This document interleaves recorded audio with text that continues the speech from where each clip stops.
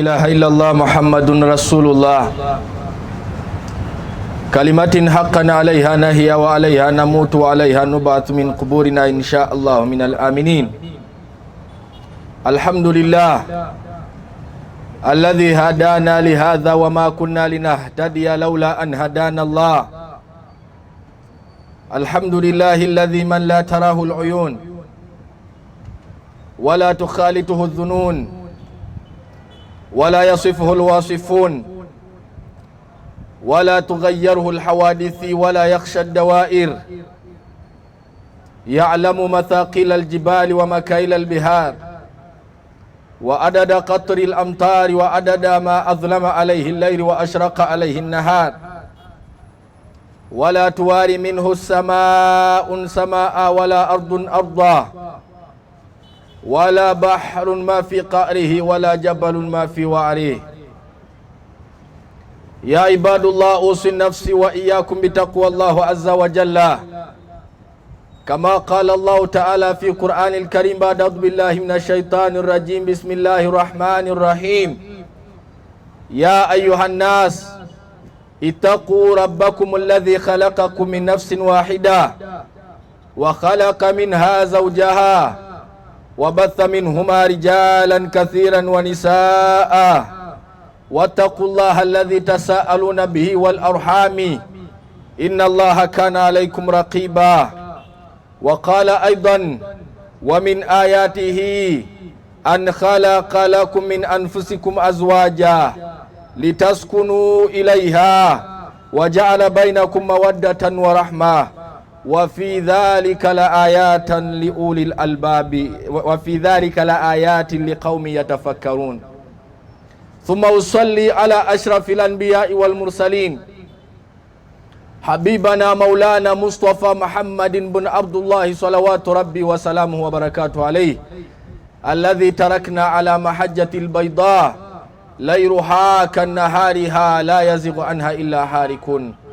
وقال نبيكم محمد صلى الله عليه وسلم قال نبيكم محمد صلى الله عليه وسلم في حديث عائشة رضي الله عنها، لأن نبيكم محمد صلى الله عليه وسلم كان يكثر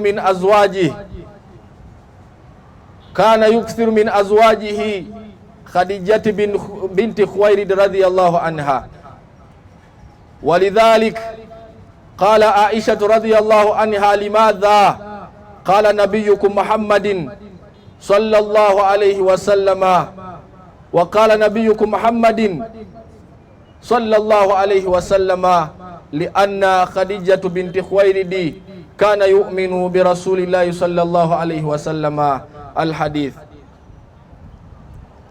bagala baga bitibwa twebaza wakitibwa Allah subhanahu wa ta'ala oyatusobosezza okubeera ng'olwayi wetuli ebyengera bibiri mbibajjukizanga buli lunaku, buli wetubeera tusinkanye mbajjirayo ebyengera bibiri. Ekyengera ekisooka kyekyengera ekyokuba nti tukyali balamu, abanga obulamu tebukukusibwa, obulamu tebugulwa. Yatugamba mukama waffe Muhammadu sallallahu alayhi wasallam n'abagamba nti ni'matu siha asiha tajun, abanga ekyengera ekyokuba nti oli mulamu yaga nti ngule, n'agamba nti la ya'lamuha illa almarid, teri yayinza kugitegeera okugjako abantu abalwadde. Allah balwazizza be bayinza okutegeera ebigambo ebyo. Nefe abakyatentera abakyali emmere abatambulanga bwe twagala tujja kuzibuwalibwa okutegeera ekyengera n'engule gye twambadde ku mitwe gyaffe. Naye buli embeera mbasinkanye nkibajjirayo ne mbajjukiza nti ekyengera eky'obulamu kinene nnyo, oluvannyuma ne mbajjukiza ekyengera eky'eddiini Busiraamu. Abange ffe baani? Ffe abaatangazibwa ku buli nsonga yonna. Mukama waffe nabbi waffe Muhammad sallallahu alayhi wasallam n'atutangaza ensonga zonna. Ensi yonna olunaku olwaleero ensonga zonna bwe babeera nga batagalatagala, ffe tugenda okulaba mu Busiraamu nga nabbi waffe yatulambika. Ekyasinga okuneewuunyisa emabegako tubadde mu nsonga za DNA, ani n'ensonga endala.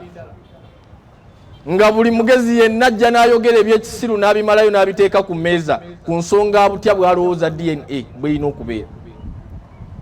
Naye nga nabbi wammwe Profesa Mutume Muhammadi, abange tusalire ku Mutume Muhammad sallallahu alaihi wasallam, ng'ensonga zonna yazirambika dda. Seezo zokka, ensonga zonna oyinza okunoonya nsonga ki Mutume gy'ataalambika n'ekubula. N'olwekyo twesiimye ffe Allah be yakwasa ekyengera eky'eddiini Busiraamu, tetuyinza butasaalira ku Mukama waffe Muhammadi sallallahu alaihi wasallam, Allah kwe yayisa okuba nti tufune ekyengera kino. N'olwekyo mu aya gy'ensomye eri mu ssula y'Abaruumi, olwali kwe tugenda okutambulira, Allah aga nti wa min ayatihi, abanga ekimu ku kiyinza okulaga nti Allah waali nga tonnaba kusoma bitabo bitukuvu byonna, yagamba nti an khalaqa lakum min anfusikum azwaja, yati kwe kubanga mu nsi eno yonna abakyala bangi, ne Mukama waffe Muhammadi yakola profesi n'abaga nti ensi bw'enaabanga enaatera okuggwaawo ekiyama kijje mutandike okubalibwa, yaga nti abakyala bagenda kuyitirira ku baami. Hatta abakola statistics ne baga nti omusajja omu ne bwe yali wasizza abakyala 10 era abakyala baali sigaddewo ng'ekiyama kinaatera okukola ki.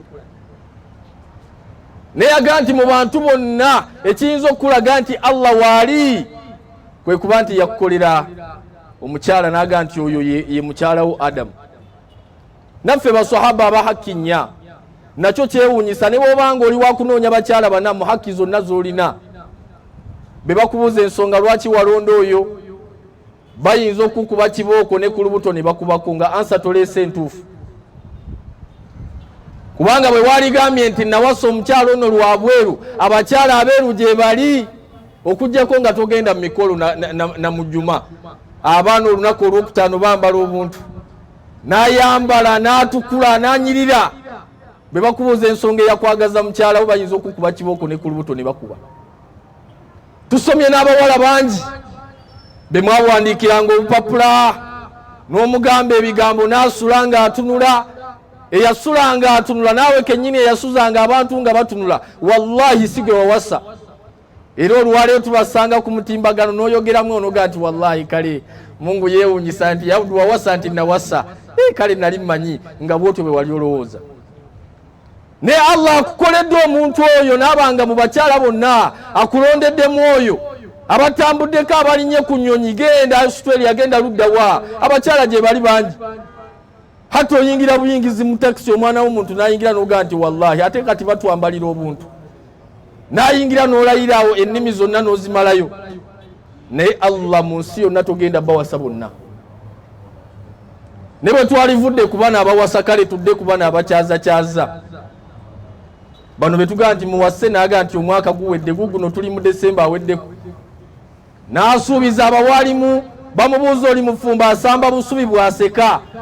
Oyo naye ne bw'abanga akyaza nga bamutenda okukyaza, wallahi tayinza kukyaza duniya eno yonna n'agimalayo.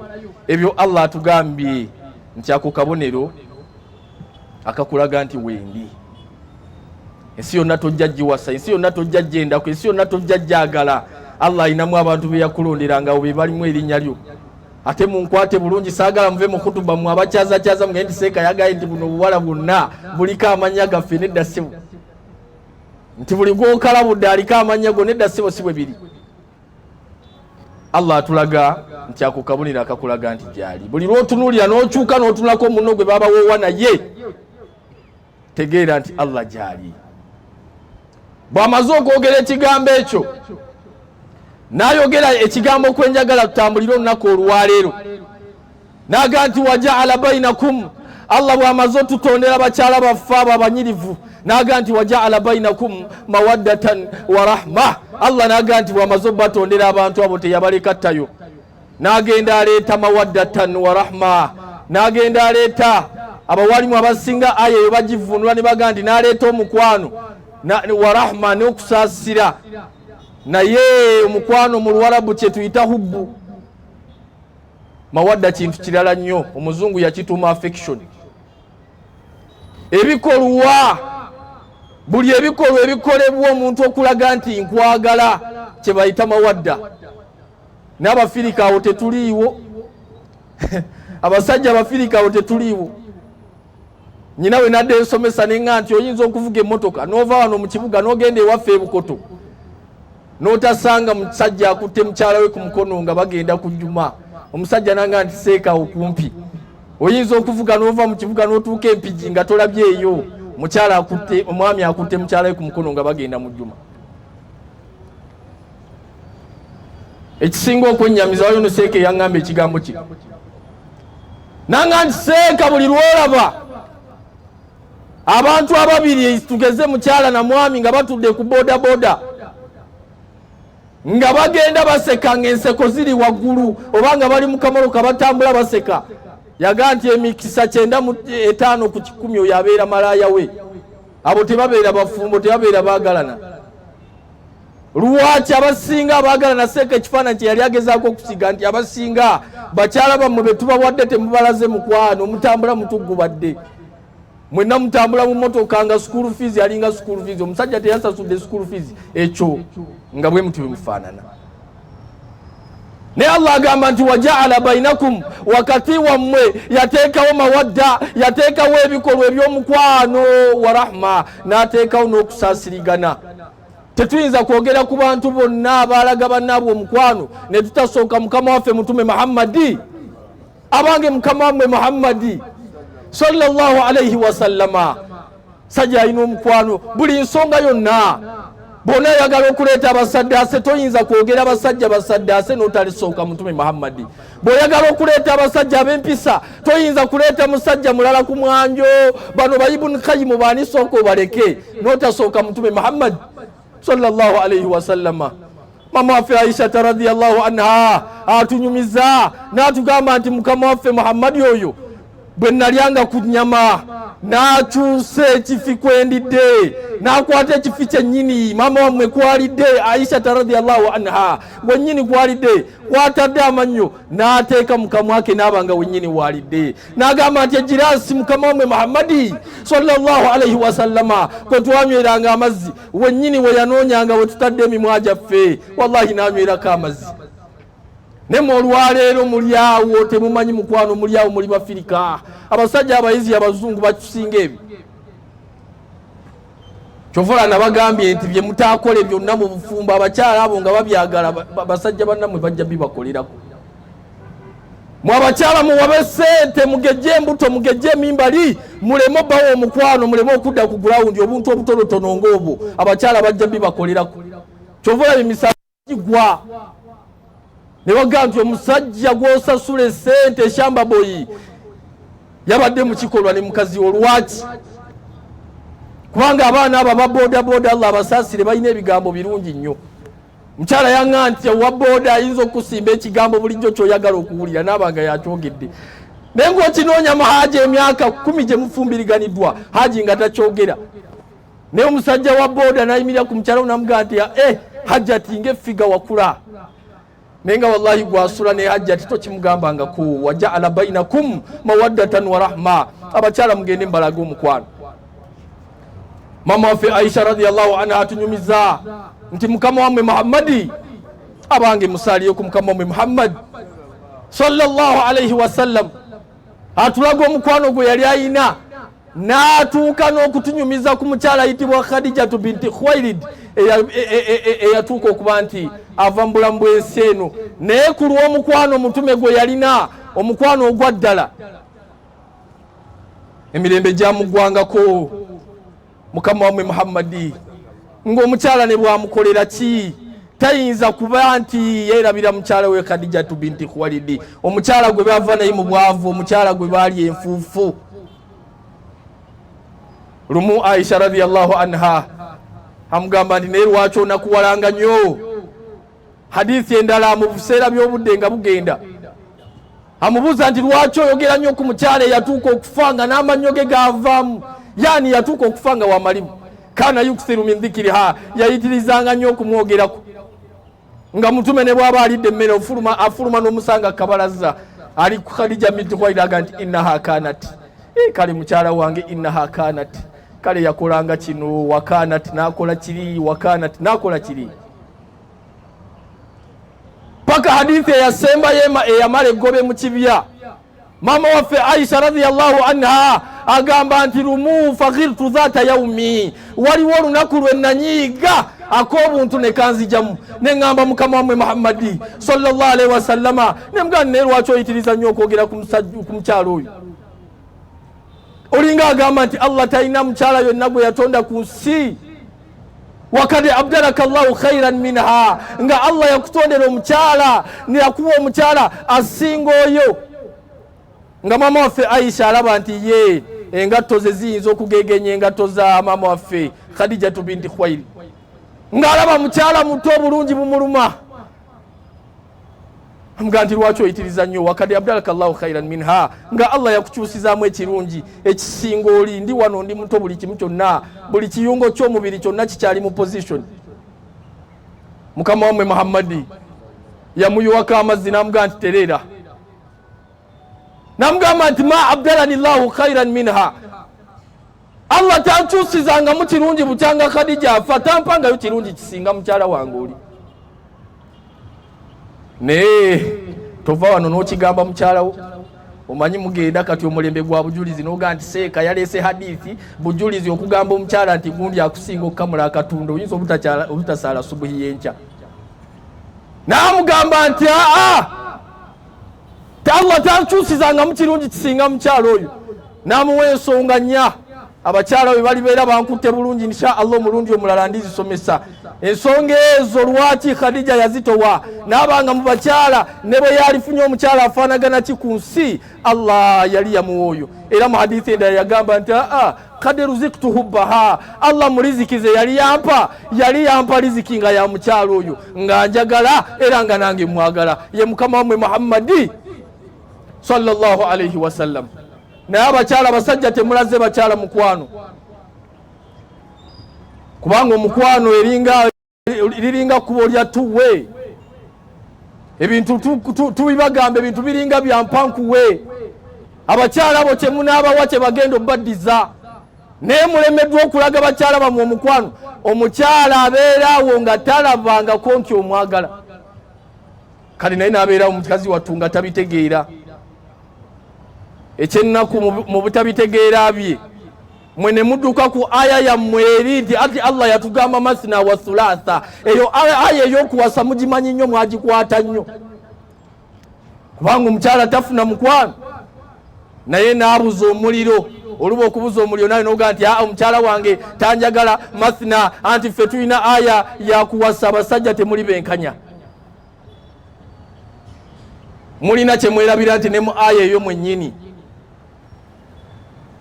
Allah yagamba nti wa in khiftum an la ta'dilu fawahid omusajja nga si mwenkanya gwe bakugamba nti wasa mukyalo omu era kyateeka omusajja nga si mwenkanya okubeera n'omukyalo omu si kyateeka nti omusajja alina okubeera n'abakyala bana ekyo osangayo n'omusajja nga tasaala naye nga yeekwata ku ekyo musajja tasaala naye ng'amanyi nti fe abasiraamu tuwasa bana n'okuwasa tawasa ali awo abendako bwenzi ne bakibatenda nti mwabasajja abasiraamu muwasa buwasa naye ng'ayogera ebyo tasaala okusiiba tasiiba ali ku mathna wa thulatha warba naye nga yeerabidde nti Allah yagamba nti bw'obanga toli mwenkanya wasa mukyalo omu naye n'oddaawa omukyala obwenkanya buli luddawa kyala n'omuliisa omunyeebwa mwaka ku mwaka n'omuliisa ebijanjalo mwaka ku mwaka n'omwambaza ebigoye nga biringa bbaati mukazi wattu n'aguma abakyala abo baguma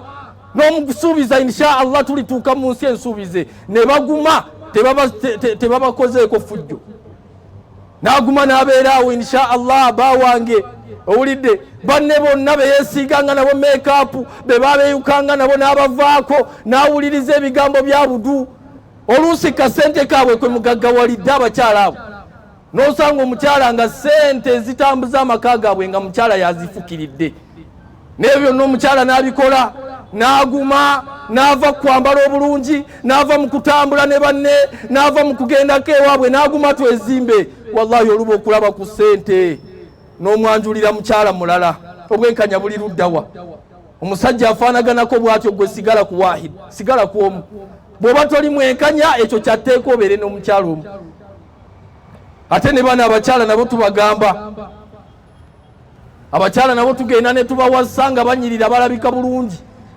naye olumala obbawasa ne bagenda beefeebyafeebya mukyala n'ayambala ebintu awo n'omusanga ewaka nga awunya omukka owulidde kyala ali waka awunya omukka ali awo takyategerekeka atunulanga mafiya atunulanga roboti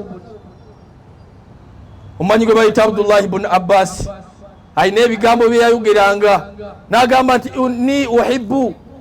inni uhibbu an tatazayyana li zawjatihi kama uhibbu an tatazayyana li n'agamba nti nze njagala nnyo okulabikira obulungi okwewundira mukyala wange kama uhibbu an tatazayyana li nga bwe naali kyagadde nange banneewundire omukyala alabikeko bulungi naye abakyala bo ne bagenda ne balagajjala n'alabika bulungi nga tebannamuwassa buli waayita wonna bagamba masha Allah omusajja n'agenda muwassa ne yeerabira nti bamuwassa alabika bulungi kyala n'agenda yina ebbeere ne limutabukako ng'akaleega takyamanyina gye kali ali awo buli kaseera musajja amusanga atunulanga bw'ayagala gweomusajja agenda kujjawo appetite musajja omuguliddewo omulyango gwakugenda nga abeeyuka bweyuka buli lwasanze lwanfaanana yombi kyova olaba abakyala bo mbaga nti omusajja ekitonde kye bayita omusajja buli lwateekawo sente kameeza abakyala bo nze ntera obbawo amagezi naye nti omusajja buli lwateeka sente kameeza sooka ogyeko ez'ebizigo kyanaasangawo kyanaalya oba alya mukene ebyo kubanga oyina kulabika bulungi bw'otaalabike bulungi omusajja ono agenda kutagalako nowooza sente ate omusajja omusaasirako ki mwana wa nnyoko sente twala sente olabike bulungi omukyalo oyo omwami oyo mwekuumire bulungi kubanga bw'onaalabika bulungi omusajja agenda kusigalawo nga appetite agifuna bw'otoolabike bulungi bali abalabika agenda bawa sente n'olwekyo nga tonnaba kujjako sente za kugula mmere sooka ofuna ez'ekizigo وأقول ما تسمعون واستغفر الله لي ولكم ولسائر من كل ذنب فاستغفروه هو الغفور الرحيم وهو البر الكريم فتوبوا إلى الله إنه هو التواب الرحيم لا والصلاة والسلام على أشرف الأنبياء والمرسلين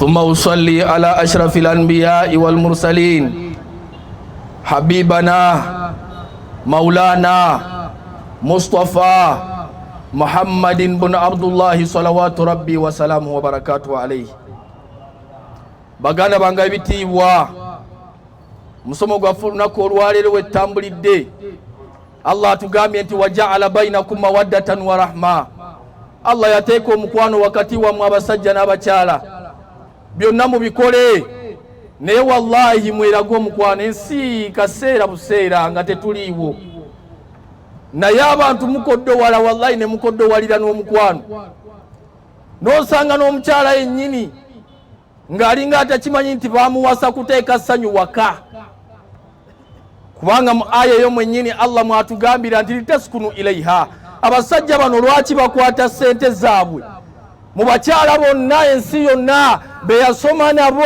abadde bagira ku TikTok abamulumba Facebook luddawa yanoonyayo gwe lwaki akunoonyeza litaskunu ilaiha musajja wattu anoonya sakina anoonya mirembe era tubagamba abakyala nti ne bw'oba oyina ssente mmeka n'ebbanga ly'omala ng'omusajja tomuwadde embe ojja kukaabawo weeyaaye wange omusajja atugamba nti man la yaskunu fi baitihi la yaskunu fi makanin akhar omuntu atasobola kufuna ddembe mu mukyala gwe yanoonya wakaawe talinaayo kifo mwagenda kufuna ddembe kyova olaba mujja kubasanga mu butonninnyira nga banoonyayo ddembe lwaki kyala ekyakufumbiza ekyakuwasisa omukyala oyo n'agula simanye keesi y'omukyala keesi y'omugole n'asasula amahale ebyo byonna tobitegedde omusajja agenda kusigala nga atagala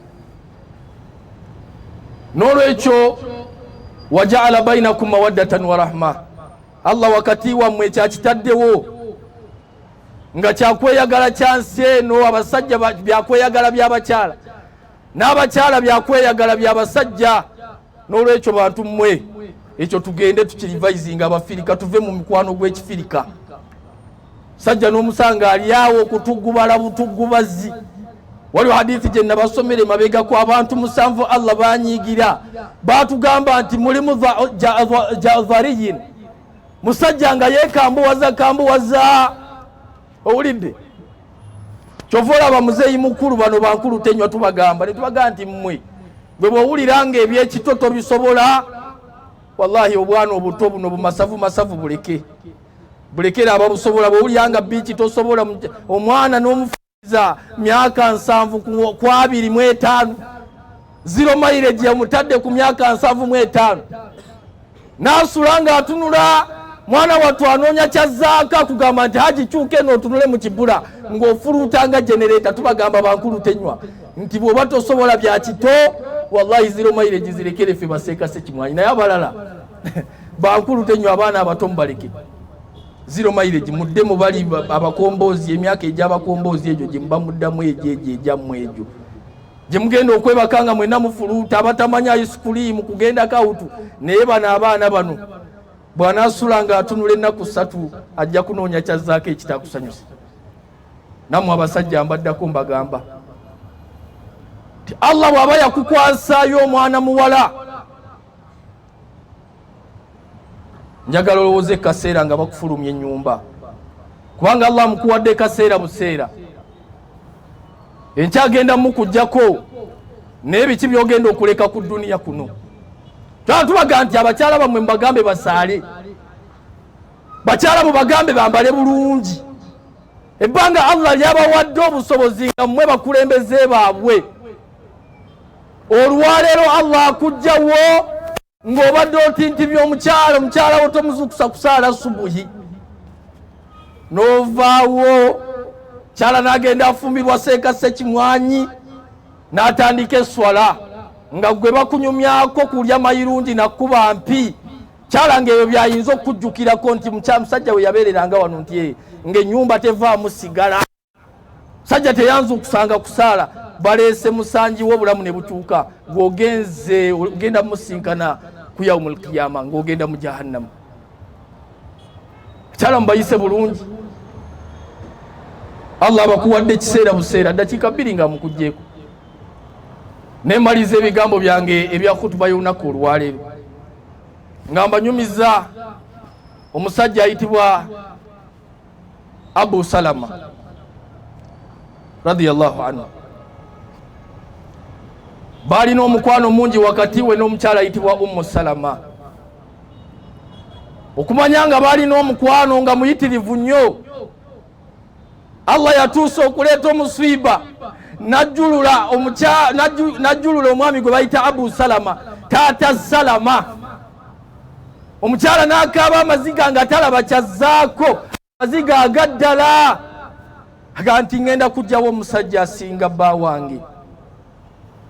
Basahaba ridwanullahi ta'ala alayhim ne bamusanga ng'akaaba ne bamugamba nti gwatawulira bigambo bya Mutume Muhammad sallallahu alayhi wasallama ebigambo byatugamba nti omuntu yenna Allah gwagezesa n'omuswiba oba naabanga alina ensonga gyamugjeeko mu bulamu bw'ensi eno n'ayogera edduwa egamba nti inna lillahi wa inna ilayhi raji'una allahumma ajurni fi musibati wa akhlif li khairan minha. Omuntu yenna ayogera ebigambo ebyo Allah agenda kumukyusizaamu ekirungi ekisinga ekyo.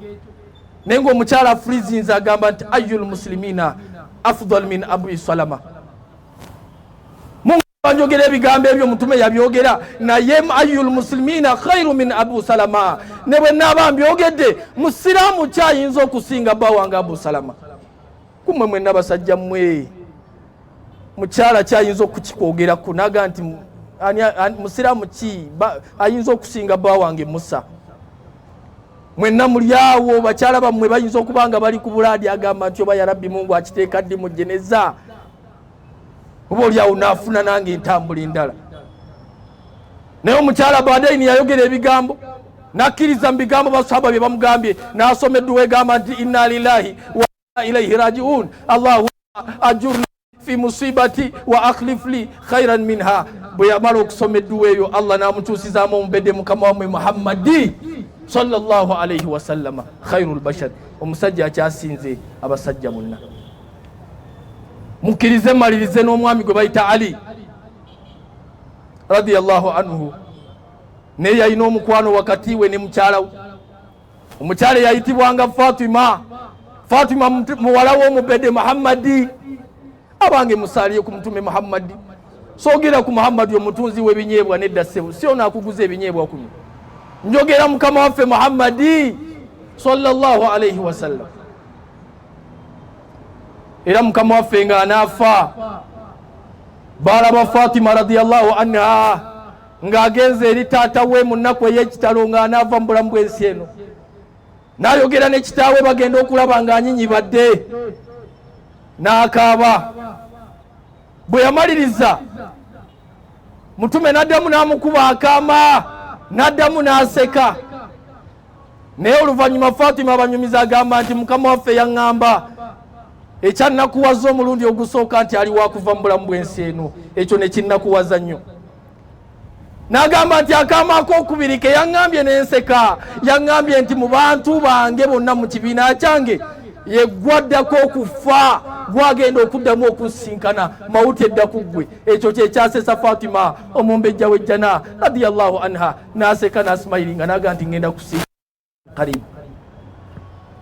Naye bbaawe Ali radiyallahu anhu mukyala we yafa Fatima n'afurizingira ku ntaana magezi ne gamuggwako. N'atoola salaamu emirundi n'emirundi ng'ali ku ntaana, abantu bonna bavudde ku ntaana, naye nga Ali radiyallahu anhu ku mukwano gwe yalina n'omukyala we wallahi ng'afurizinze tannaba kukikkiriza. Paka lwe yayogera ebigambo ebigamba nti mukyala wange ntodde salaamu emirundi n'emirundi, maali waqaftu ala alquburi musalliman. N'agamba nti nze Ali ndiko ki olunaku olwaleero, waqaftu ala alquburi musalliman, nyimiridde ku ntaana omulamba nze ntoola salaamu, oluvannyuma nenzizaayo salaamu, ndi ku salaamu ate nga njitoolera malaalo. Waqaftu ala alquburi musalliman kabura alhabibi, njitoolera mukyala wange mukwano gwange abadde asinga mu bulamu bw'ensi eno.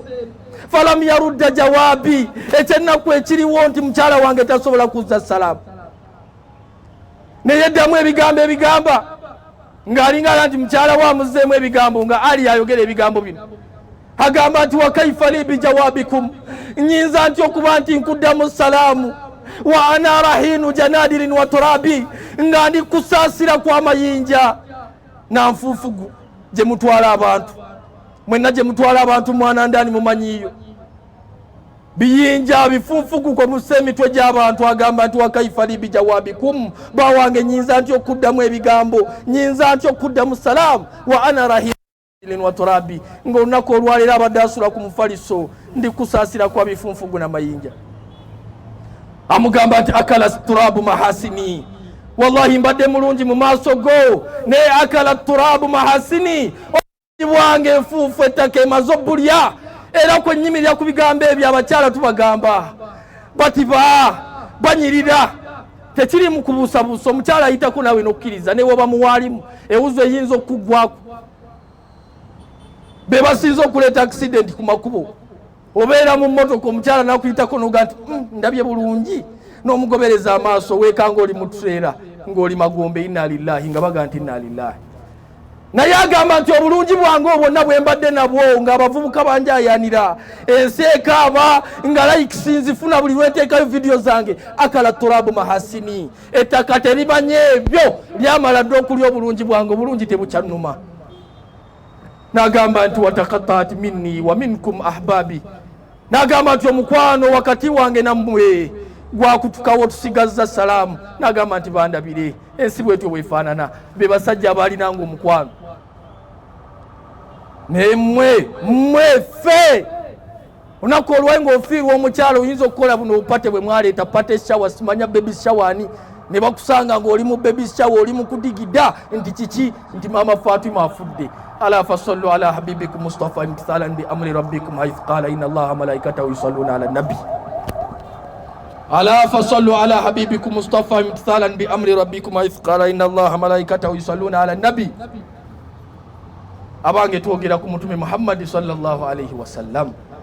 Ala fasallu ala habibikum Mustafa imtithalan bi amri rabbikum inna Allaha wa malaikatahu yusalluna ala nabiyyi ya ayyuhalladhina amanu sallu alayhi wa sallimu taslima.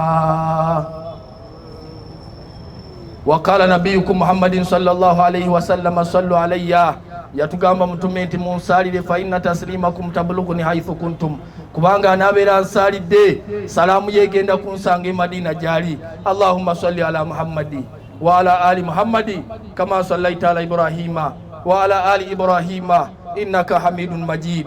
Wa barikillahi ala Muhammadi wa ala ali Muhammadi kama barakta ala Ibrahim wa ala ali Ibrahim innaka hamidun majid. Warda Allahumma anil khulafaihi al-arba minhum Abu Bakari wa Umaru wa Uthmani wa Ali wa an sa'iri sahabati ridwanullahi ta'ala alayhim wa an zawjati an-nabiyyi ummahatil muslimina. Allahumma ighfir lil muslimina wal muslimati wal mu'minina wal mu'minati al ahya'a minhum wal amwati برحمتك يا أرحم الراحمين. اللهم اغفر لحينا وميتنا وشاهدنا وغائبنا وكبيرنا وصغيرنا وذكرنا وأنثانا. اللهم من أحييته منا فأحيه على الإسلام ومن توفيته منا فمال الإيمان برحمتك يا أرحم الراحمين.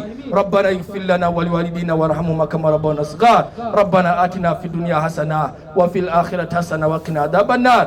وصلى اللهم على سيدنا محمد وعلى آله وصحبه وسلم وأقم الصلاة إن الصلاة كانت على المؤمنين كتابا موقوتا.